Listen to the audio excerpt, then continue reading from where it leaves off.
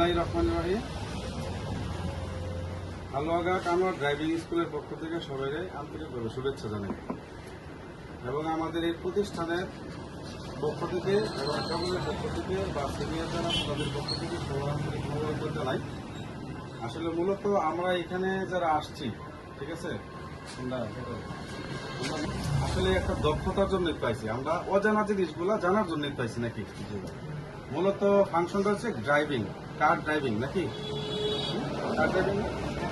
কার driving করতে গেলে আমাদের তো বিভিন্ন রকমের বাধা বা অনেক সমস্যা ফেস করতে হয়, যেটা আমাদের অজানা থাকে, কিছু কিছু জানা থাকে, বা অনেক সময় জানতে গিয়ে আমাদের অনেক সময় কি হয় আসলে অজানা হয়ে যায়।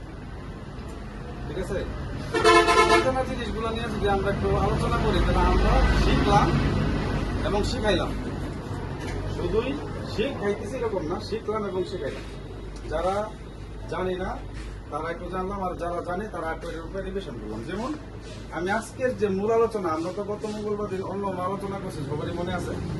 আজকের যে আলোচনাটা থাকবে আমাদের হচ্ছে ব্রেক ফাংশন নিয়ে, যেটা ইম্পর্টেন্ট, এটা বাধ্যতামূলক কাজের মাঝে এটা হচ্ছে প্রথম একটা স্টেপ, ব্রেক ফাংশন, ঠিক না? ব্রেকটা তো খুবই জরুরি, তাই না ভাই? এখন গাড়ি চালানো অবস্থায় যদি কোনো কারণে ব্রেকের প্রবলেম দেখা দেয়, কি কি হইতে পারে এটাই তো আমাদের জানার দরকার। আমি তো গাড়ি চালাইলাম কিন্তু ওটার ফাংশন সম্পর্কে জানি না, হঠাৎ করে ব্রেক ছাড়িয়ে দিচ্ছে, আমি কি করি বা কেন হয়েছে, কি কারণে ব্রেকটা চললো, এগুলো আমার জানা দরকার আছে না? কোন যন্ত্রপাতি, কোন ইনস্ট্রুমেন্ট দিয়ে বা কোন পার্ট দিয়ে আসলে ব্রেকটা নিয়ন্ত্রিত হয়, এই বিষয়টা নিয়ে একটু আলোচনা করব। এবং এগুলা আজকেই না শুধু শেষ, আজকে আলোচনার পরে আপনারা অন্য অন্য সময় গ্রুপিং করে একটা শেয়ারিং করবেন, যে আসলে একটা গ্রুপিং করে একটা রিভিশন দিবেন, যে আসলে ভাই এটা বলছিল, এটা তো এটা এটা। একজনের মনে থাকতে পারে, একজনের ভুল থাকতে পারে, যে মনে আছে ওই ভুল যা হয়েছে বা মনে হয় সে কিন্তু সংশোধন হয়ে যাবে। এরকম আলোচনা করলে কিন্তু আমাদের এই যে আস্তে আস্তে কিছু কিছু নাকি যে বাধ্যতামূলক বা খুবই গুরুত্বপূর্ণ বিষয় বা রিস্কের বিষয়গুলো থেকে আমরা অনেক বেঁচে যাবো আর কি। যেহেতু আমরা ড্রাইভিং করতেছি, ইনশাল্লাহ আমরা অনেক দূর পর্যন্ত যাবো আর কি, নাকি?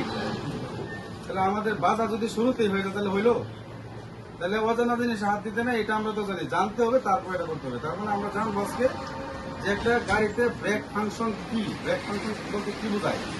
ব্রেক ফাংশন বলতে বোঝা যাচ্ছে যে আসলে গাড়িটা ব্যালেন্স করা, দাঁড় করানো, উপস্থিত দুর্ঘটনা থেকে বাঁচার জন্য দাঁড় করানো। তারপরে লাগে গাড়ি নিচে যেটা আসলে আমরা তো ওইটা শুধু জানি যে ব্রেক লিভারে পানি, তাই না? ব্রেক লিভারে পানি দিচ্ছে, ব্রেক লিভারে পাও দিচ্ছে, ব্রেক লিভারে পাও দিলে কি হয়, গাড়িটা ব্রেক হইতেছে।